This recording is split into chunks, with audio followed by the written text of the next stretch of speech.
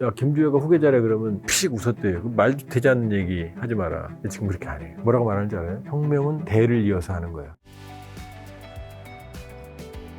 백두산 인근 삼지연 관광지구에 현대적인 호텔들을 준공하며 관광산업 활성화에 총력을 기울이는 북한의 전략 조언은 뭘까요? 백두산 하면 가슴이 뛰죠. 아, 그렇죠. 가보고 싶죠. 가보고 싶어요. 근데 실제로 무지하게 추워요. 5월에도 눈이 와요. 10월에 눈이 와서 5월까지 오거든요. 거의 북극지방이라고 보시면 돼요, 온도가. 1년에 제대로 관광할 수 있는 시기는 한 3개월밖에 안 돼요. 거기다가 중국은 창바이라고 그러죠. 우린 뭐 영산은 백두산인데 참 안타깝지만 그걸 나누고 있죠, 사실은. 근데 백두산은 북한의 혁명 성지예요. 그러니까 거기는 뭐 김일성, 김정일 뭐 대부분 조작된 거예요. 대부분 조작된 성명 성지를 만들어 놓고 이건 신성 불가침이에요. 백두산 김일성 혁명 사일지 가보고 싶으세요? 관심 없죠? 거긴 다 통제 지역이에요. 마음대로 가지도 못해요. 그다음에 루트도 사실상 하나밖에 없어요.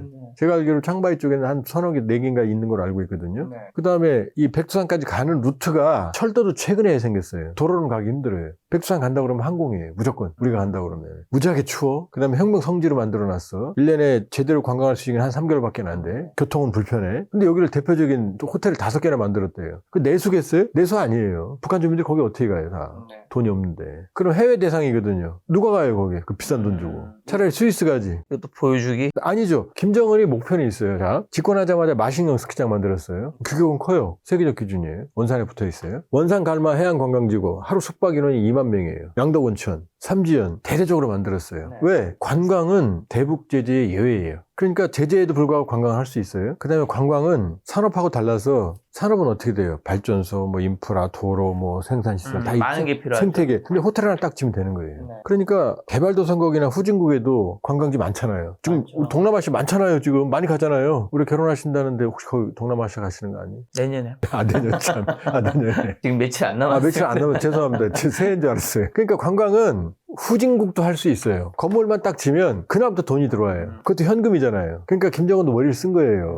그런데 문제가 있어요. 우리도 뭐 개별 관광하고 어떻게 좀 도울까 해서 관광 얘기 하잖아요. 자, 개별적으로 개인들은 갈 수 있는데 대규모 관광을 하려면 돈이 오고 가야 되겠죠. 업체끼리, 에이전트끼리. 그거는 대북 제재에 걸려요. 벌크 캐시, 대량의 현금이 가는 건 안 돼요. 그 다음에 지금 북한으로 항공기나 배가 갈 거 아니에요. 이것도 걸려요. 그 간 배나 항공기 선박은 이게 북한에 갔다 온 것들은 일정 기간 동안 미국이나 이런 데 가는데 입항이 금지돼요. 그냥 어렵죠. 그러니까 김정은은 어떻게든 제재 국면에서도 관광을 활용해보고 싶었는데 갈 수가 있나요? 안 가죠. 또 하나, 백두산 하면 저는 우리 대학생, 우리 젊은이들이 MT를 백두산으로 가는 게 소원이에요. 민족의 영산. 얼마나 좋아요. 천지에서 소리도 질러보고. 이게 중국에서 지금 가는 건 가능하지 않나요? 가능하지만 다르죠. 물론 뭐 복잡한 영토 문제가 있지만 어쨌든 자기들 중국 땅이라고 창바이 쪽에서 보는 거 아니에요. 근데 우리 백두산에서 우리 민족의 전기를 호령해야지 중국으로 가는 게 그게 좀 느낌이 다르죠. 의미가 없다는 게 아니라 세계인이 생각하는 백두산일까요? 우리 민족이 생각하는 백두산일까요? 우리 민족의 백두산이죠. 금강산 관광 10년 했거든요. 193만 명 갔어요. 거의 100% 한국인이에요.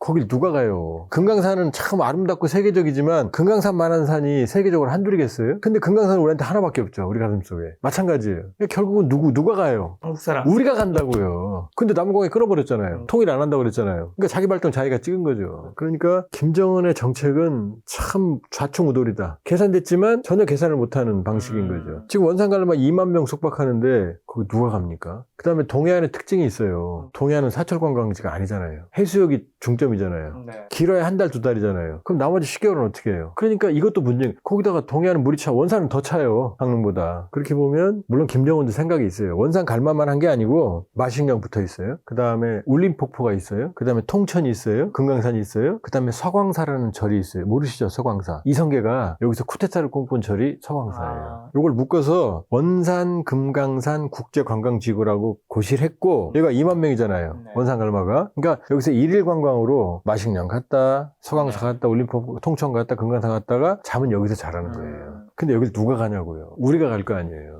근데 우리하고 관계를 끊어놨으니 장사가 되겠어요? 안 되는 거예요. 이것도 실패예요. 2만 명 규모의 숙박시설을, 위락시설을 만들어놨으면 천문학적인 자금이 들어갔겠죠? 근데 올해 개관했거든요? 올해 간 러시아 관광객이 2,000명도 안 돼요. 하루 10분의 1밖에 안 되는 게 올해 1년 장사라고요. 망한 거죠? 내년에도 망할 거예요. 계속 자본 잠식하죠? 그럼 이거 어떻게 할 거예요? 겨울에는. 파이프 얼어 터질 텐데. 계속 돌려야 될 거 아니에요? 유지보수 해야 될 거 아니에요? 이게 김정은 경제정책의 그 허와 실이에요. 겉으로는 삐까뻔쩍하죠. 그러나 실제로는 김정은의 비전문적이고 즉흥적인 독단적인 이게 북한 경제의 비효율성을 더 가속화하는 거예요. 저 그리고 또 김정일 딱 김주애가 향도라는 표현과 함께 등장하는 거는 북한 내부의 극심한 권력 승계 조급함을 반영하는 걸까요? 그리고 김주애의 지금 위치는 이제 어느 정도까지 올라온 건가요? 자, 향도라는 거 있죠? 네. 향도는 길잡이잖아요. 앞에 깃발 들고 가는 게 향도거든요. 네. 군대에서. 근데 북한에서는 향도라는 표현은 딱 두 군데만 써요. 하나는 김일성, 김정일, 김정은에게만 써요. 네. 또 하나는 노동당. 이 두 개 외에는 절대로 못 써요. 근데 김주애에게 향도라고 썼죠? 그럼 뭐예요? 김일성, 김정일, 김정은, 김주애라는 얘기죠. 아, 네. 그럼요. 김주애가 2022년 12월 18일 날 화성이라고 하는 북한의 ICBM 발사할 때 나왔거든요. 네. 화성 18형? 참 웃기죠. 2013년생이에요. 그럼 2022년이 몇 살이에요? 9살 때 나왔어요. 9살. 그 뒤로 12월 달에 3번이나 나왔거든요. 이때까지 만 3년이잖아요. 조선중앙텔레비전, 우리 지금 KBS 1에 무려 600일 동안 나왔어요. 왜냐? 북한은 기록 영화를 찍어서 매일 반복해요. 아, 지겨워요. 나중에 우리 김 작가님 결혼해갖고 애기 나서 말 안 듣고 엄마 아빠 말 안 듣죠? 그럼 조선중앙텔레비전 1시간만 보게 하면 빌 거예요. 엄마 아빠 공부 열심히 할게. 이럴 거예요. 아, 지겨워요. 아침부터 똑같은 내용. 위대한 영도 불멸의 업적이라고 김정은, 김정일, 김일성이 특히 김정은이 요날 오늘이 12월 26일이잖아요. 요날 작년에 재작년에 뭐 했는지 계속 나와요. 그러니까 김주애가 따라다니니까 무려 600일 나왔어요. 그러면 만 3년 동안 600일이면은 거의 과반 이상 나온 거 아니에요. 이틀에 한 번 이상 나온 거 아니에요.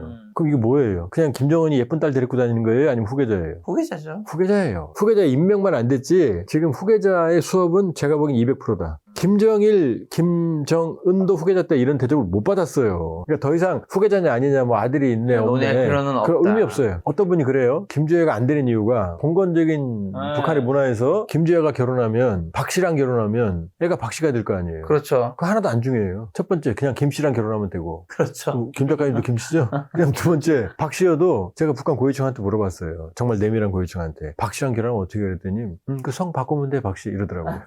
아니 웃죠? 북한에서 김씨 일가는 신의 위치거든요. 그렇죠. 다 할 수 참 있겠죠. 우습죠. 뭐. 근데 왕건 아시죠? 네. 고려 자기 부하들한테 성을 하사하잖아요. 그 왕건을 위해서 대신 죽은 신순겸 네. 장군 있죠? 그 신순겸 장군도 왕건이 성 신씨를 하사한 거예요.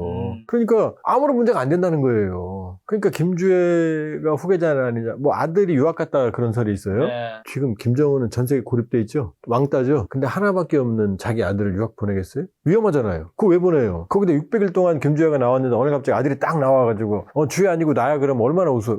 도대체 그런 일 왜 해요? 이상하죠. 그 다음에 또 그런 얘기 있어요. 뭐 아들을 보호한다고. 그럼 김정은은 안 보호해요? 맨날 나오는데? 김주애는 안 보호해요? 말이 안 되죠. 그런데 하나 문제가 있어요. 600일 동안 나왔다고 그랬잖아요. 김주애가. 단 한 번도 북한 아나운서가 김주애란 이름을 부른 적이 없어요. 이론적으로는 김주애는 북한 주민들이 이름을 몰라야 돼요. 왜? 한 번도 안 불렀으니까. 네. 뭐라고 불러요? 사랑하는 자제분, 사랑하는 따님, 존귀하신 자제분, 향도의 위대한 분. 이렇게만 불러요. 그 이름을 왜 안 부를까요? 뒤에 붙는 직함이 없어요. 제가 김 작가님 그러죠? 김 작가님 그 본명을 이 시청자분들이 알아요? 아는 분이 조금 적겠죠, 그래도. 김 작가보다는. 김도윤. 김도윤이잖아요. 네. 제가 작가가 아니고 아무 직함도 없어. 백수예요. 그럼 김도윤 이러잖아요. 아니면 C 그러겠죠. 네, 김도윤 씨. 근데 지금 김도윤님. 작가란 있잖아요. 김도윤님. 김주애는 문제가 없어. 북한에서 그럼 김주애를 뭐라고 그래요? 김주애 양이라고 그래요? 김주애 C라고 그래요? 그래서 자제분. 부를 수가 없잖아요. 그럼 하나가 있어요. 쓸 수 있는 게. 김주애 동지. 근데 동지는 못 써요. 동지는 아주 높임말이에요. 북한 일반 주민도 김일성 동지, 김정은 동지, 총비서 동지 그러거든요. 김주애한테는 못 써요. 왜? 2013년생 12살, 3살짜리한테 무슨 직함을 부여합니까? 그러니까 이름을 못 쓰는 거죠. 쓸 수가 없죠. 이게 딜레마예요. 뭐 시간 지나면 이제 직함을 주겠네요. 그러니까 그 언제냐 이거죠. 아직 좀 더 필요하겠죠. 그렇죠. 그 초미의 관심사예요. 언제 주느냐. 내년에 2021년에 노동당 8차 대회를 개최했고 네. 당 규약, 북한은 노동당 규약이 제일 커요. 헌법보다 위에요. 그걸 개정하면서 김정은이 노동당 총비서, 그 밑에 제1비서직을 신설했거든요. 이 자리가 5년 동안 공석이에요. 김정은 다음 자리가.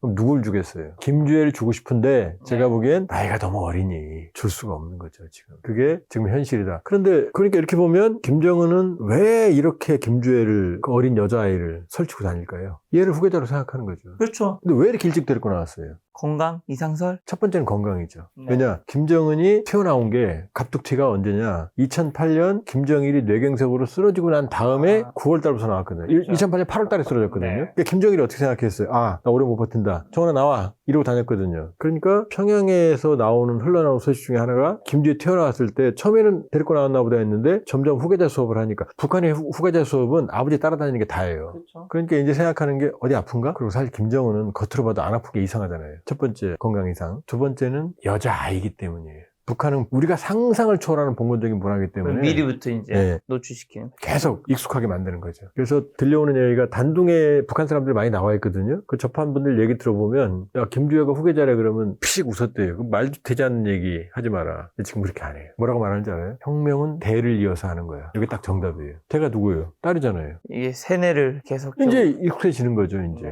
그리고 최근의 흐름을 보면 김정은보다 앞서갔거나 이게 언론의 주목을 받았어요. 근데 또 아니에요. 더 중요한 게 김주혜가 혼자서 의전을 수행해요. 군인들한테 인사한다든지 의장대를 서열한다든지. 그리고 더 중요한 게 뭐냐? 김주혜가 사진의 중앙에 위치해요. 김정은이 배경이에요. 옛날에 이런 사진 나오면 이 사진사나 데스크는 처형당해. 숙청이에요. 왜? 항상 최그루적 앞에. 김정일은 키가 작았거든요. 그래서 이런 걸 신고 다녔어요. 근데 사진 구도는 항상 김정일이 키가 제일 커요. 중간은 더 작아요. 그리고 항상 중앙에 있어요. 근데 김주혜 사진은 아니에요. 김정은이 배경 처리되거나 심지어 김주혜 얼굴에 가리는 사진까지 나와요. 그럼 뭐겠어요? 의도적으로 김주혜를 중앙에 내세우는 거죠. 그렇기 때문에 이미 북한의 후계자 논란은 아직도 아니라고 하는 분들이 많은데 저는 이미 정리된 거다. 이제 공식적으로 김주혜의 직함 언제 부여받느냐. 김정일은 74년에 사실상 후계자, 80년에 공식 등극. 그 다음에 김정은은 2008년부터 나와서 2009년 공개활동 시작, 2010년 10월에 별 4개 당중앙군사위 부위원장으로 공식 등극했거든요. 그럼 김정일은 30대 초반에 공식화됐고 김정은은 20대 후반에 중후반에 공식화됐거든요. 네. 김주혜는 지금 13살이잖아요. 뭐 한 10년 정도 있으면 되겠네요. 모르죠. 급하니까. 10대 후반이 될 수도 있고 빠르면 뭐 내년 9차 당대회 때 뭐 얘기도 있는데 그건 너무 이를 거고 해도 아마 부작용이 클 거고 그 정도가 이제 김주혜 동향입니다.